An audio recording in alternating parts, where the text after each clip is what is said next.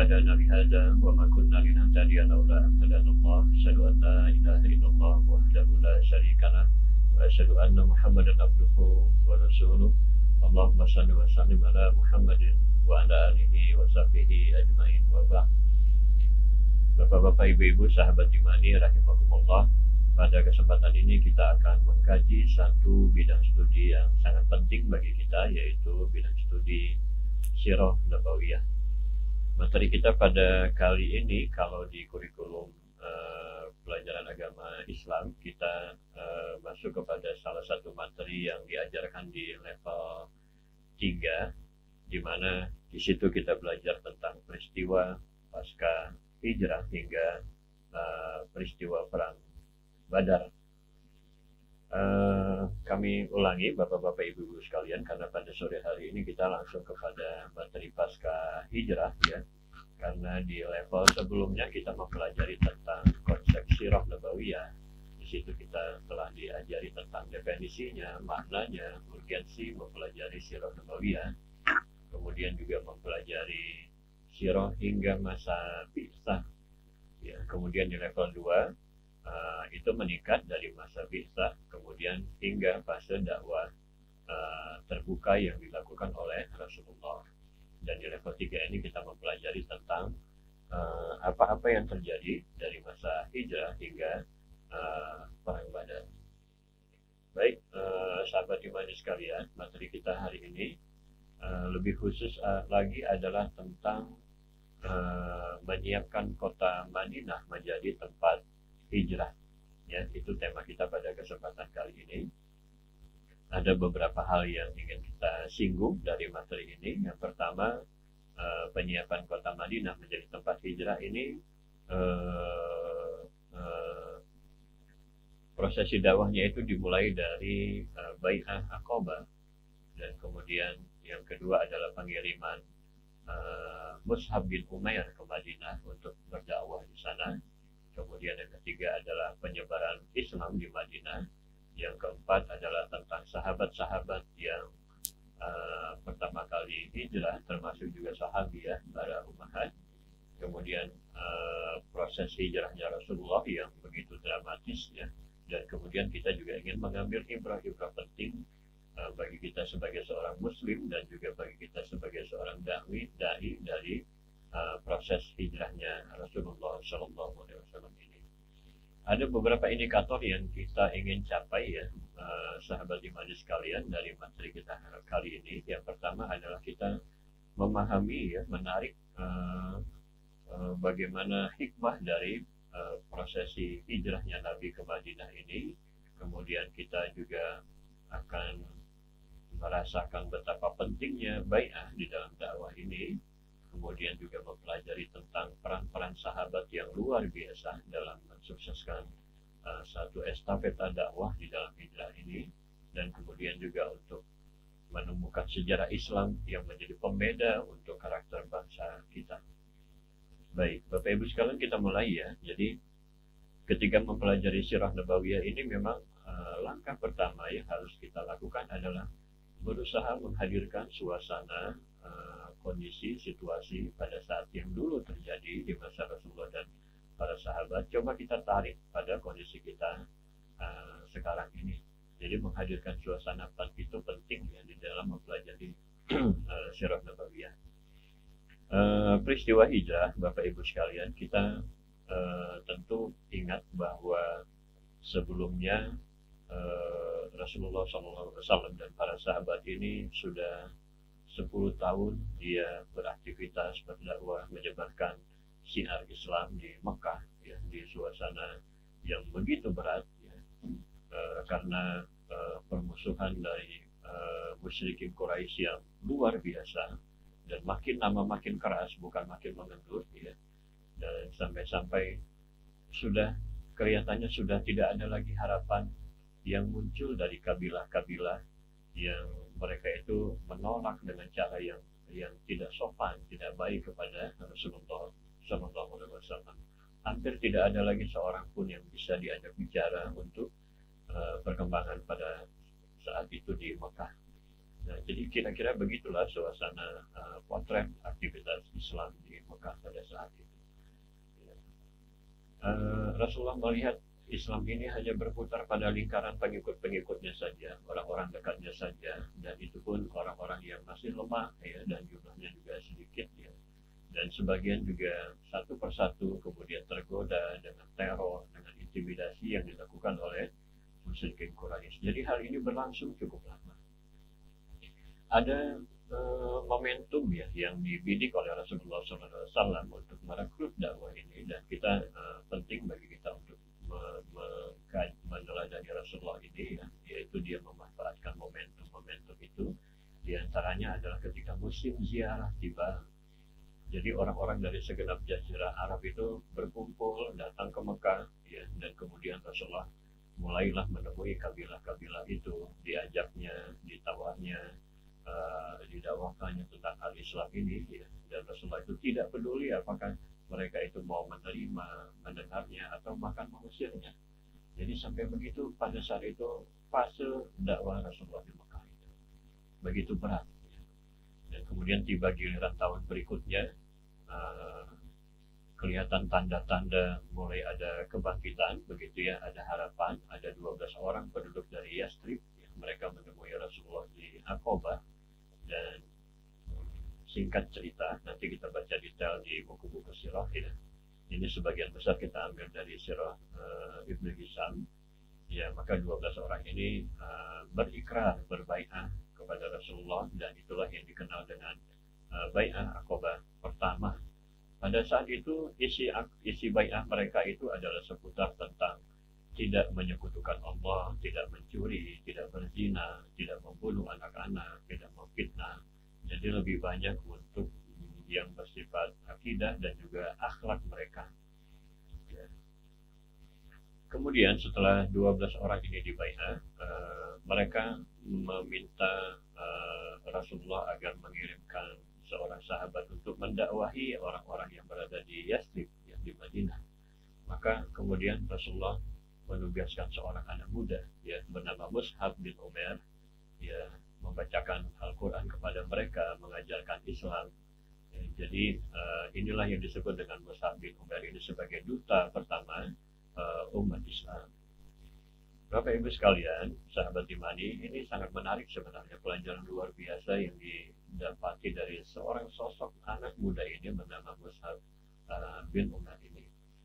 Dia ini adalah sebenarnya orang kaya, anak mami begitu ya, orangnya ganteng, orang paling harum, anak muda paling harum, dia menjadi buah bibir gadis-gadis di Mekah lah pada saat itu ya.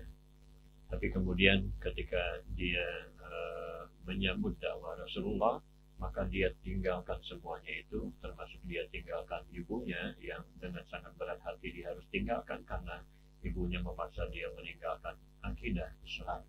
Dan Mus'ab tidak sanggup melakukannya karena dia lebih setia kepada Rasulullah SAW. Begitulah Mus'ab anak muda ini mendapatkan tugas yang maha penting pada saat itu. Jadi Bapak Ibu sekalian, kita ingat ini ya, ini anak muda yang menyambung fase dakwah sehingga dakwah itu sampai ke kita sekarang ini ya. Maka dia berangkat ke Yastrib dan kemudian melakukan aktivitas di sana.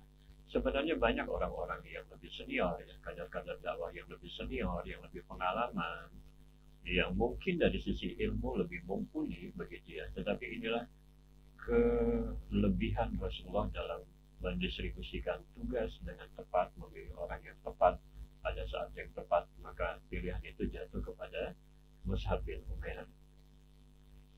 Maka inilah Mus'ab menanggung beban nasib ya, agama Islam di kota Madinah itu.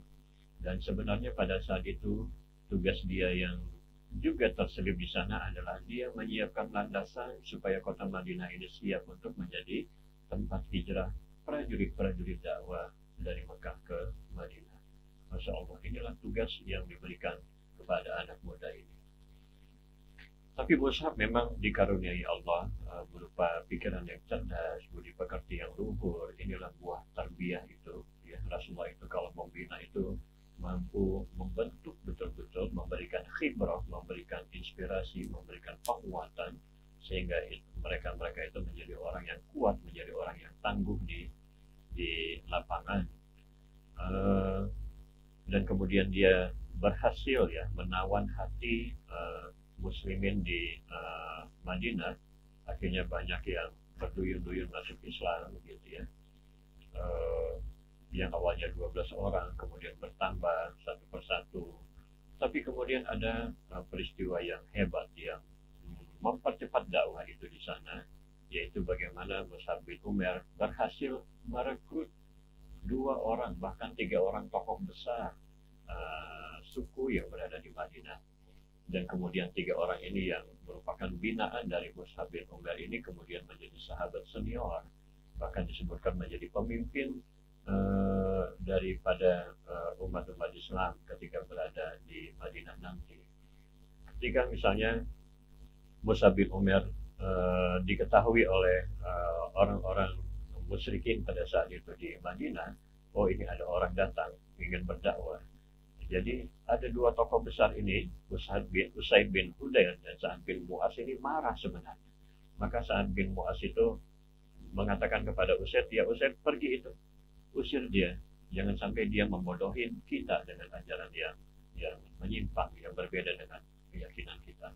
Maka Usaid pun pergi, dia temui Mus'ab, dia tanya mau ngapain kau, begitu. Ya, daripada engkau mempertaruhkan nyawa, mending Mus'ab engkau pergi saja. Begitu. Tapi lihatlah Mus'ab bin Umair, anak muda yang tangguh, yang buah dari pembinaan yang baik. Kata dia, bagaimana kalau kita duduk sejenak, engkau duduk, dengarkan aku, kalau engkau menerima maka terimalah, kalau engkau tidak setuju maka kami akan pergi. Jadi begitu saja sebuah kayak pertaruhannya. Maka Usaid mengatakan, oke, ini fair, aku dengarkan. Maka Mus'ab pun mulai membacakan ayat-ayat Al-Quran, ayat-ayat dari langit sana. Dan kemudian di tengah pembicaraan itu, walaupun belum selesai, Usaid belum memberikan respon, tapi Mus'ab sudah melihat pandangan mata Usaid yang dia itu sudah takluk, sudah mendapatkan hidayah Allah Ta'ala. Dan ternyata benar, akhirnya Usaid pun bertanya kepada Mus'ab bagaimana cara menjadi seorang muslim. Maka diajarkanlah dia untuk mandi, membersihkan pakaian, dan kemudian melaksanakan sholat 2 rakaat. Maka itu dilakukan oleh Usaid. Dan kemudian Usaid berkata, ya, aku akan ajak itu kaumku yang banyak itu untuk masuk Islam. Jadi Allah dengan satu tokoh terekrut kehebatan Mus'ab ini, maka satu kabilah Usaid ini akan masuk Islam. Tapi kata Usaid, ada orang yang lebih tokoh lagi daripada saya. Kalau engkau mampu menaklukkan dia, maka hampir satu kampung besar itu akan masuk Islam. Dialah yang dimaksud Sa'ad bin Mu'az. Maka Usaid pun pulang, Sa'ad menjadi heran melihat perubahan di Usaid, dan kemudian Sa'ad pun turun saking marahnya. Dia datangi Mus'ab bin Umair, perkataannya juga sama, ya, daripada engkau membodohi kami, mending engkau pulang, ya, daripada nyawa engkau tidak selamat. Tapi Mus'ab pun mengatakan hal yang serupa dengan rendah hati, dengan hikmah. Kata dia, duduklah sejenak, kalau apa yang kau katakan kau mau terima, maka terimalah. Jika engkau tidak terima, maka kami akan pergi. Sa'ad bin Mu'az kejadiannya sama dengan Usaid, akhirnya dia pun masuk Islam.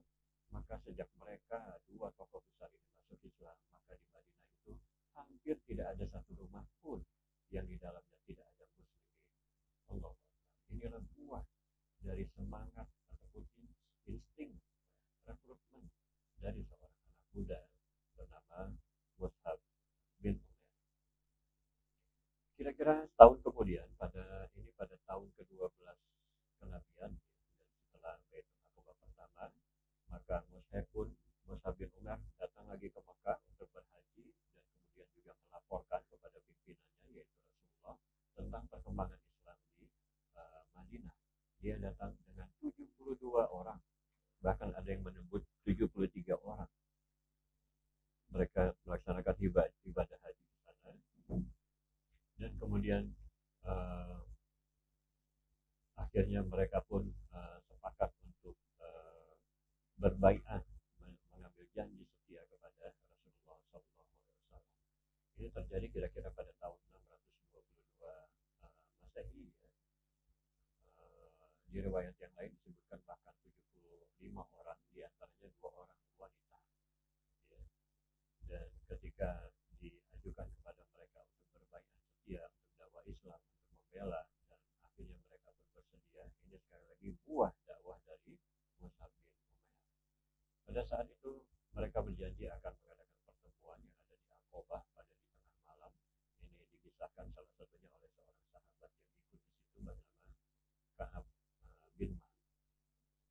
selesai ya, 75 orang ini, maka Rasulullah mengatakan kepada mereka, pilihlah di antara kalian tuan-tuan ini 12 orang yang menjadi pemimpin dan penanggung jawab kalian. Jadi dari 75 ini Rasulullah meminta mereka pilih 12 orang di antara kalian menjadi pemimpin dan penanggung jawab. Di dalam buku sirah disebutkan menjadi nakib kalian.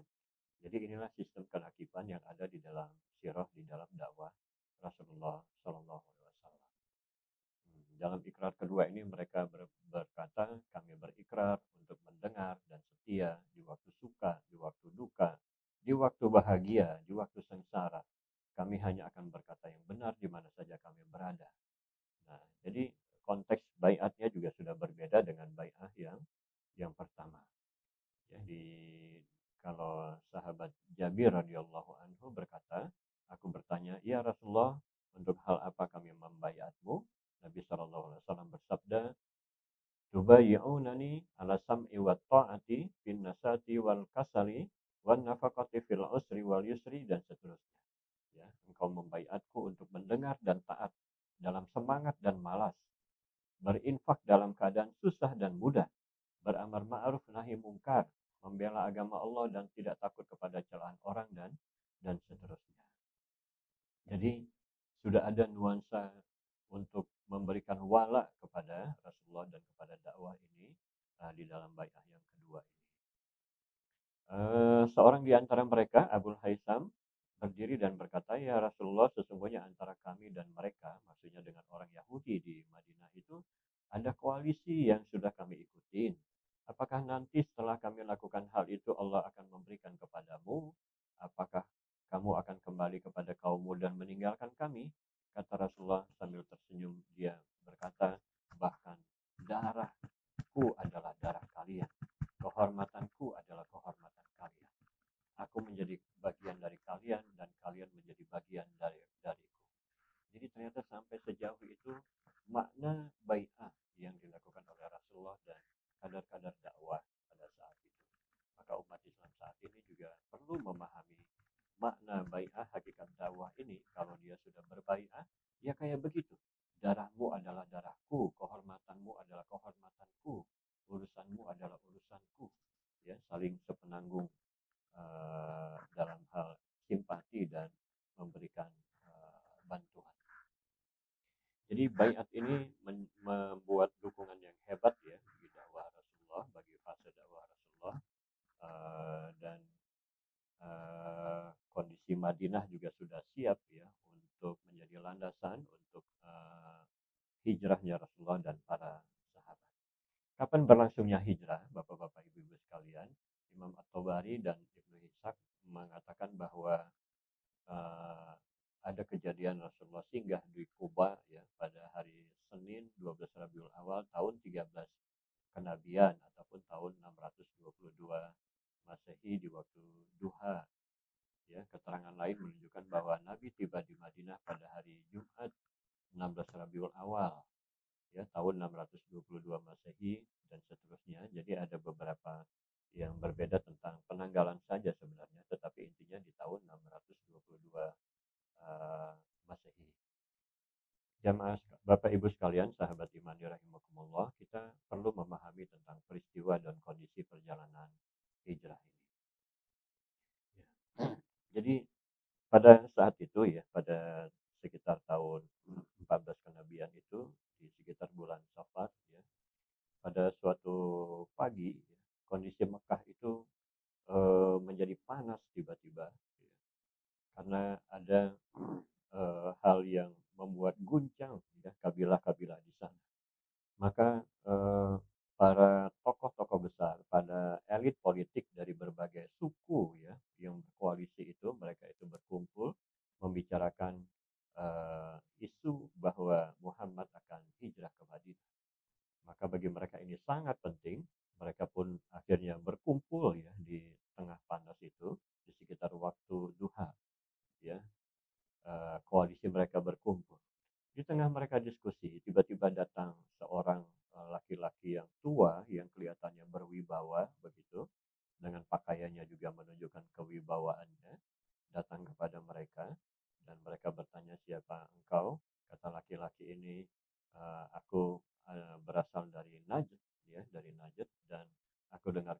akan bermusyawarah, maka izinkan aku hadir, siapa tahu aku bisa memberikan nasihat kepada kalian.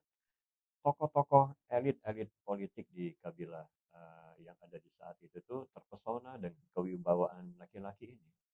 Maka begitulah mereka diskusi rencana Muhammad ini mau diapain, ya. Semua tokoh berbicara, semua pemimpin-pemimpin itu berbicara, karena ini urusan penting maka pemimpin langsung hadir.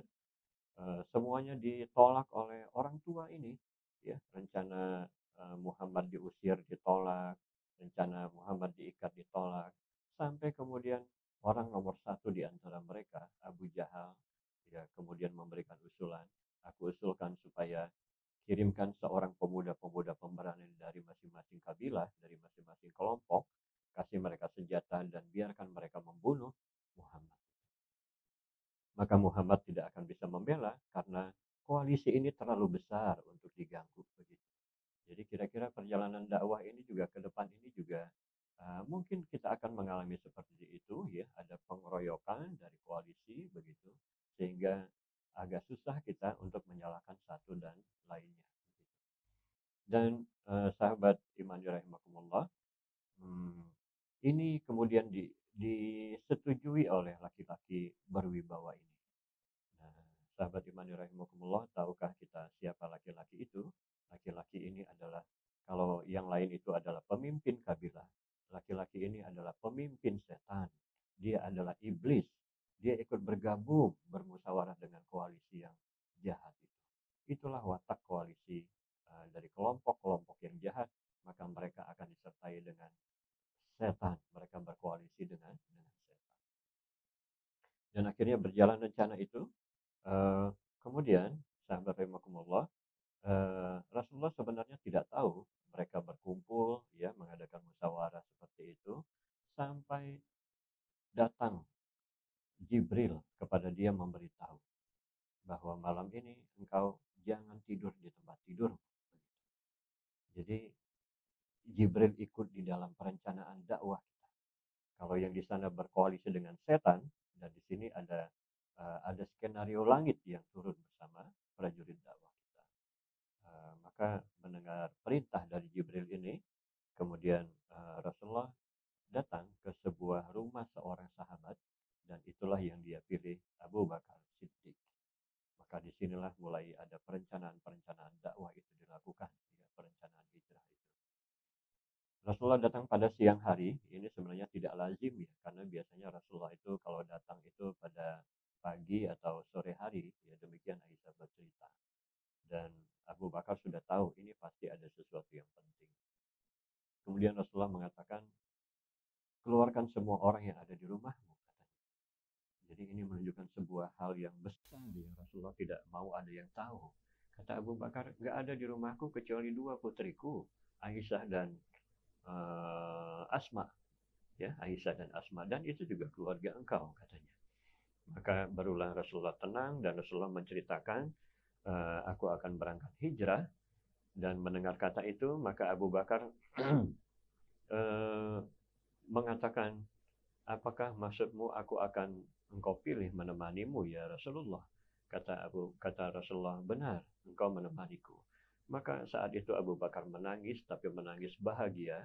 Ya, kata Aisyah, belum pernah aku melihat orang saking bahagianya menangis kayak ayahku saat itu. Karena Rasulullah mempercayakan Abu Bakar menjadi teman dia dalam perjalanan dakwah itu. Dan ternyata Abu Bakar sudah punya feeling, ya, dia sudah menyiapkan unta, dia rawat, dia beri makanan. Dia katakan kepada Rasulullah, ini unta buat kita berjalan nanti di peristiwa hijrah ini. Begitulah strategi dimulai. Rasulullah mengatakan bahwa dia akan menginap dulu di Gua Sur selama 3 hari untuk mengelabui orang-orang musyrik di saat itu. Dan begitulah Bapak Ibu sekalian, sahabat imani, peristiwa hijrah itu berlangsung. Dan Masya Allah kita melihat betapa pengorbanan Abu Bakar yang luar biasa, Bapak Ibu sekalian, karena hijrah ini juga luar biasa, sampai Allah mengutus Jibril, ya, untuk ikut dalam perencanaan dakwah ini. Rasulullah tidak memilih orang sekuat Umar misalnya, yang jagoan begitu, tetapi Rasulullah malah memilih Abu Bakar yang gampang sekali menangis begitu. Kenapa? Karena hijrah ini membutuhkan keimanan yang kuat, maka dia dapati itu pada sahabat bernama Abu Bakar Siddiq. Dan Abu Bakar juga Masya Allah pengorbanannya, ya, beberapa orang keluarganya menjadi pelaku-pelaku penting di dalam hijrah ini. Dan kita lihat bagaimana rapinya rencana dakwah ini, Bapak Ibu sekalian, ya. Ada Asma binti Abu Bakar yang dia ini bidangnya adalah bidang logistik, dia bertanggung jawab terhadap makanan dan minuman, ya, dua orang kekasih Allah ini, ya. Ada Abdullah bin Abu Bakar, ya, ini anaknya Abu Bakar, tugasnya ini adalah sebagai intel, ya, mencari informasi tentang pergerakan orang-orang kafir Quraisy, dan kemudian dia setiap malam melaporkannya ke Gua Sur. Ada Amir bin Fuhairo. Amir bin Fuhairo ini adalah pembantu dari Abu Bakar. Tugasnya ini hanya satu saja, menghilangkan jejak. Karena orang Arab itu paling jago mengetahui ini tapak siapa dan jalannya kemana, itu orang Arab paling jago sekali. Maka ini diacak-acak oleh Amir bin Fuhairo dengan gembala kambingnya, dengan kambing-kambingnya yang sengaja diacak-acak sehingga tidak jelas jejaknya lagi. Dan ketika 3 hari sudah berada di Gua Sur, maka dia pun memanggil seorang musyrik sebenarnya bernama Abdullah bin Uraikid. Dia musyrikin sebenarnya, tetapi dia nggak punya kepentingan, nggak punya sentimen, ya, bukan musyrikin yang taat begitu. Maka dia dipilih karena dia ini paling menguasai jalan-jalan tikus, ya, untuk berangkat ke Madinah. Begitulah strategi yang dilakukan oleh Rasulullah SAW, karena memang tantangannya sangat berat, ya. Ini masalah nyawa, karena ada sayembara yang dilakukan oleh musyrikin Quraisy itu. Barang siapa yang berhasil memenggal kepala Muhammad, maka mereka akan mendapatkan hadiah 100 ekor unta. Sahabat imani rahimakumullah, begitulah pengorbanan yang kita lihat dari para sahabat yang luar biasa di dalam hijrah ini. Kami ingin menutup, ya, sesi pertama dalam sirah kita ini untuk perjalanan hijrah ini, untuk coba kita mengenang sejenak betapa pengorbanan yang dilakukan oleh para sahabat, dan kita ingin bandingkan dengan kondisi kita pada saat ini. Cobalah lihat bagaimana perjuangan dakwah yang dilakukan oleh wanita seperti Asma binti Abu Bakar, ya, pengorbanannya yang luar biasa. Ya, dia itu kan ketika ayahnya sudah pergi mengikuti Rasulullah, kemudian gak lama datang Abu Jahal, datang kepada dia, meneror dia, kasih tahu kemana ayahmu. Tapi kata Asma, aku tidak tahu, ya, kemana ayahku. Dan kemudian sampai ditampar oleh Abu Jahal, begitu, ya. Abu Jahal yang badannya tegap, Asma yang badannya kecil, ya. Tapi begitu kokoh wanita ini, dan dia menempuh perjalanan yang jauh, naik bukit Gua Sur begitu, di padang tandus terik panas begitu, tapi dia sanggup melakukan itu dengan sebaik-baiknya. Bagaimana seorang wanita ini mampu melaksanakan tugas dakwah dengan posisinya yang tepat, ya. Kemudian juga ada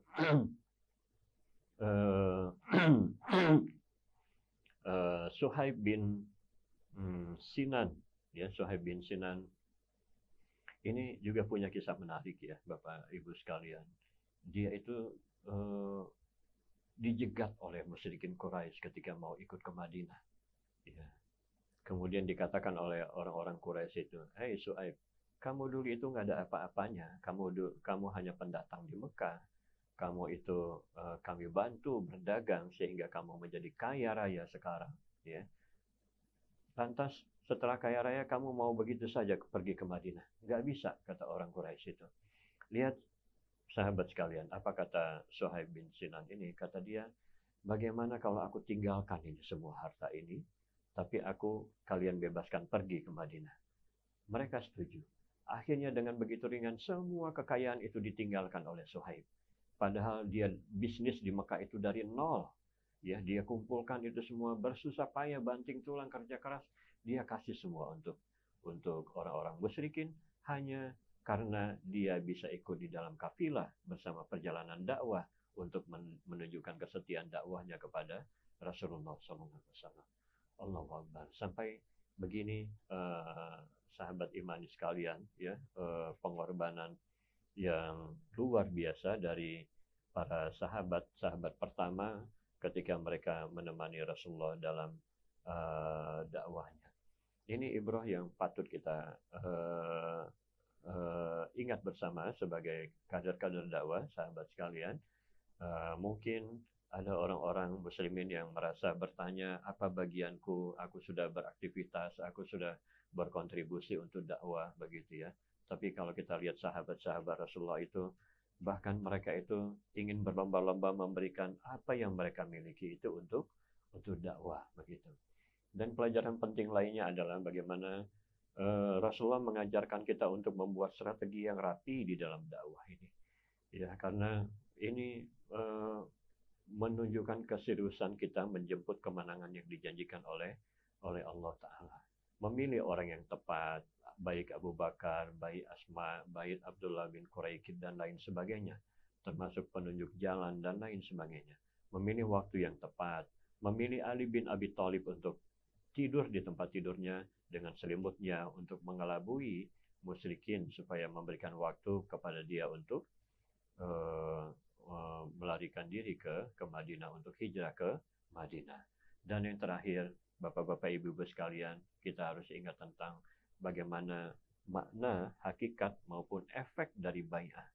Ya, bai'ah di dalam Islam itu luar biasa, dan mari kita berjanji memperbaharui ikrar kita, bai'ah kita di dalam Islam ini, bai'ah yang pada zaman Rasulullah itu sampai membuat gentar, membuat takut orang-orang, bai'ah yang menunjukkan betul-betul kesetiaan di jalan dakwah ini, bahkan lebih penting daripada urusan-urusan pribadinya.